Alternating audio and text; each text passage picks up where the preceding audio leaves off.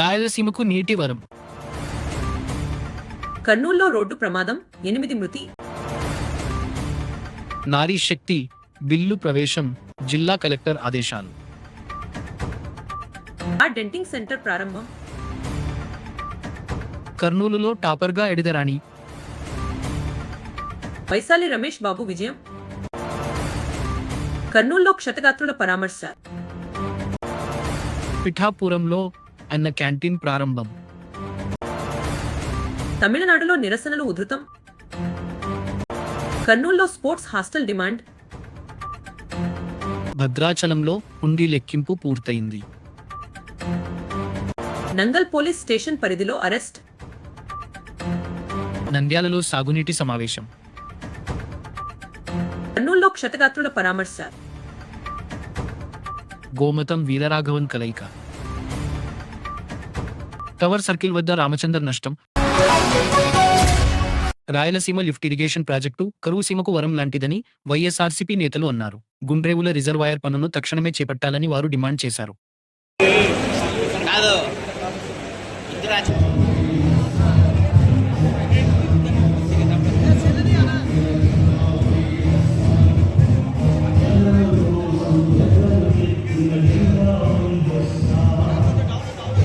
ఈ ప్రాజెక్టు రాయలసీమకు సాగునీరు అందించడంలో కీలక పాత్ర పోషిస్తుంది.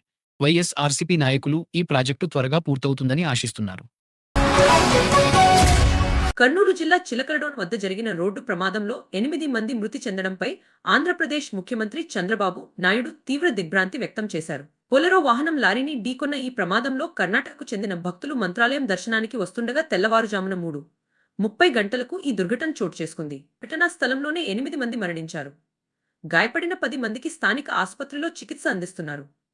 తీవ్రంగా గాయపడిన వారిని కర్నూలు ప్రభుత్వాసుపత్రికి తరలించారు. క్షతగాత్రులకు మెరుగైన వైద్యం అందించాలని సీఎం అధికారులను ఆదేశించారు. మృతుల కుటుంబాలకు ప్రగాఢ సానుభూతి తెలిపారు. నారీ శక్తి వందన్ అధినియం బిల్లు పార్లమెంట్లో ప్రవేశపెట్టిన సందర్భంగా ఈ నెల 17వ తేదీన ప్రతి నియోజకవర్గంలో ప్రత్యేక కార్యక్రమాలు నిర్వహించాలని జిల్లా కలెక్టర్ డాక్టర్ ఏ సిరి ఆదేశించారు. ఈ సందర్భంగా కలెక్టర్ నియోజకవర్గ స్పెషల్ అధికారులు, ఐసిడిఎస్, డిఆర్డీఏ, మెప్మా జిల్లా అధికారులతో టెలికాన్ఫరెన్స్ నిర్వహించారు. మహిళలకు చట్టసభల్లో 33 రిజర్వేషన్లు కల్పిస్తూ ఈ చారిత్రాత్మక సవరణ బిల్లును పురస్కరించుకుని రాష్ట్ర ప్రభుత్వం ప్రత్యేక కార్యక్రమాలు నిర్వహిస్తోంది. ప్రతి నియోజకవర్గంలో సుమారు 2000 మంది మహిళలతో కార్యక్రమం నిర్వహించాలని కలెక్టర్ ఆదేశించారు. మహిళా శక్తిని సూచిస్తూ కూచిపూడి నృత్యాలు, ఇతర సాంస్కృతిక కార్యక్రమాలు నిర్వహించాలని సూచించారు. రాష్ట్ర స్థాయిలో జరిగే కార్యక్రమం వర్చువల్గా ప్రసారం చేసేందుకు తగిన చర్యలు తీసుకోవాలని కలెక్టర్ ఆదేశించారు. రాయల్ ఎన్ఫీల్డ్ షోరూం పక్కన ఉన్న కార్ డెంటింగ్ సెంటర్ గురించి సమాచారం అందింది. కార్ మోడల్ ఆధారంగా డెంటింగ్ ఖర్చు మారుతుందని నిర్వాహకుడు రవి తెలిపారు. సెంటర్ గత 5 సంవత్సరాలుగా ప్రజాదరణ పొందుతోంది. కార్ డెంటింగ్ కోసం సరైన ప్రదేశం వెతుకుతున్న వారికి ఇది ఒక మంచి ఎంపికగా నిలుస్తుంది. కర్నూలు జిల్లా టాపర్గా ఆటో డ్రైవర్ కుమార్తె ఎడిదరాణి నిలిచారు. ఇంటర్ ఫలితాల్లో 986 మార్కులు సాధించి ఆమె ఈ ఘనత సాధించారు. ఆమె తల్లిదండ్రుల ప్రోత్సాహంతో ఈ విజయాన్ని సాధించిందని తెలిపారు. హార్డ్ వర్క్ చేసినాను. కాలేజ్లో లెక్చరర్స్ బాగున్నారు. అన్నీ చేయడం వల్లనే స్కోర్ చేయగలిగినాను. I got 986 out of 1000.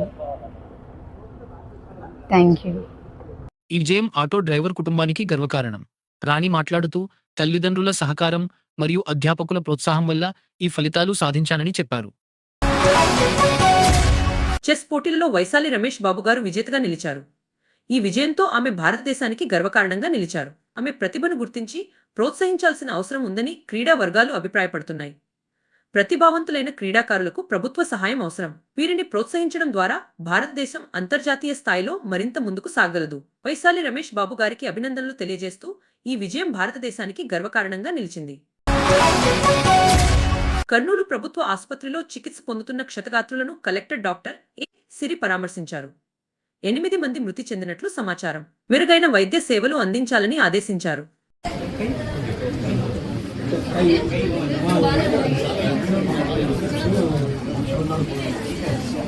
ఈ చర్యలు క్షతగాత్రుల ఆరోగ్య పరిస్థితిని మెరుగుపరచడంలో కీలకం.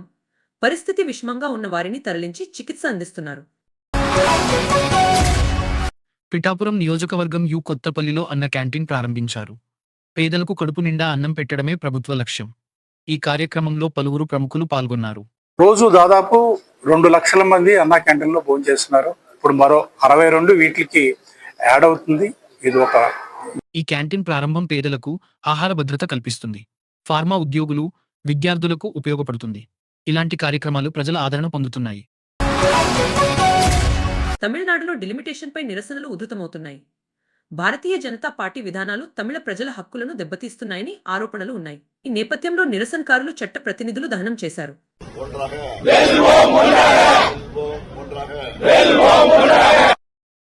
ఈ నిరసనలు తమిళ భాష, సంస్కృతి కాపాడటానికి పిలుపునిచ్చాయి. రాష్ట్ర వ్యాప్తంగా విస్తరించే అవకాశమున్నాయని రాజకీయ వర్గాలు భావిస్తోంది.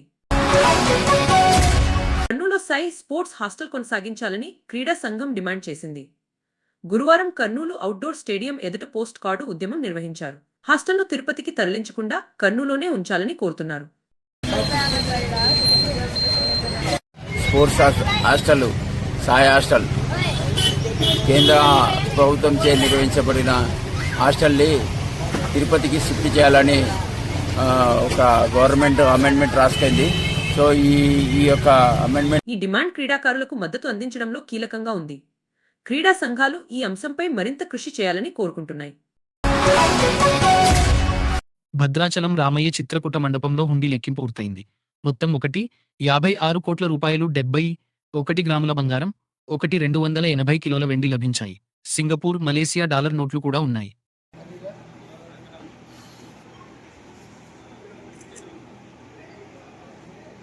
ఈ లెక్కింపు భక్తుల విశ్వాసాన్ని ప్రతిబింబిస్తుంది. భవిష్యత్తులో మరిన్ని భక్తులు ఈ ఆలయానికి రాకపోవచ్చు. బిజ్నోర్ జిల్లాలోని నంగల్ పోలీస్ స్టేషన్ పరిధిలో సామాజిక మాధ్యమాల్లో ఆయుధాల ప్రదర్శన కేసులో సమీర్ అలియాస్ రుహాన్ అరెస్ట్ అయ్యారు. ఈ కేసులో ఇప్పటికే 2 నిందితులు అరెస్ట్ అయ్యారు. 3 పరారీలో ఉన్నారు. सोशल मीडिया पर हथियारों के प्रदर्शन से संबंधित वायरल वीडियो प्रकरण में बिजनौर पुलिस द्वारा एक और वांछित अभियुक्त समीर उर्फ रूहान निवासी बिजनौर को आज दिनांक 15 अप्रैल 2026 को गिरफ्तार किया गया है. ఈ అరెస్టు సామాజిక మాధ్యమాల్లో చట్ట విరుద్ధ కార్యకలాపాలపై కఠిన చర్యలకు సంకేతం. పరారీలో ఉన్న 3 లుకౌట్ నోటీసులు జారీ అయ్యాయి. సాగునీటి సమస్యలపై వైఎస్ఆర్సీపీ రౌండ్ టేబుల్ సమావేశం జరిగింది. ఈ సమావేశంలో నంద్యాల జిల్లా అధ్యక్షుడు కాటసాని రామభూపాల్ రెడ్డి, మాజీ మంత్రి శైలజనాథ్ పాల్గొన్నారు. సాగునీటి కొరతపై చర్చించారు.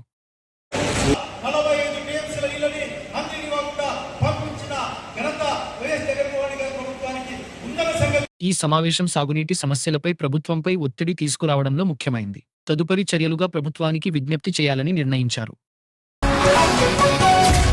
కర్నూలు జిల్లా కలెక్టర్ డాక్టర్ ఏ. సిరి క్షతగాత్రులకు మెరుగైన వైద్య సేవలు అందిస్తున్నామని తెలిపారు.